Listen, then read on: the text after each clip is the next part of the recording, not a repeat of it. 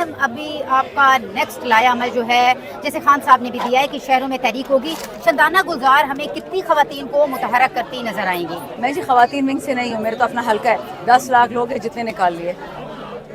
تو میم ہم نے گزشتہ بھی دیکھا تھا جو احتجاج ہوا، ورکرز پہ کافی پریشر تھا، آپ بھی کئی ورکرز کے پیچھے عدالتوں میں چکر کاٹتی نظر آئیں، ان کو رہا کراتی، ضمانتیں میں کرواتی فوکل نظر، پرسن ہوں پرزنرز کے لیے جی۔ تو اب کیا سمجھتی ہیں، اب بھی تیار ہیں کہ اگر پھر اسی طرح سے کوئی سخت فارمولہ حکومت کی جانب سے آپ کے اوپر اپلائی ہوتا ہے؟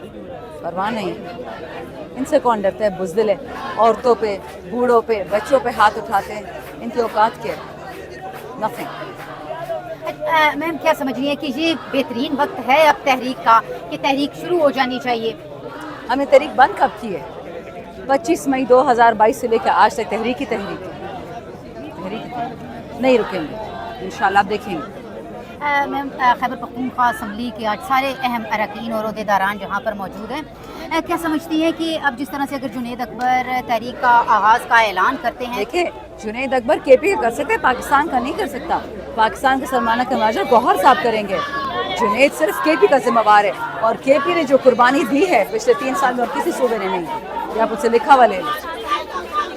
میم کیا پیغام آپ دینا چاہیں گی جتنے بھی ورکرز ہیں پی ٹی آئی کے، ان کو کیا کہنا چاہیں گے؟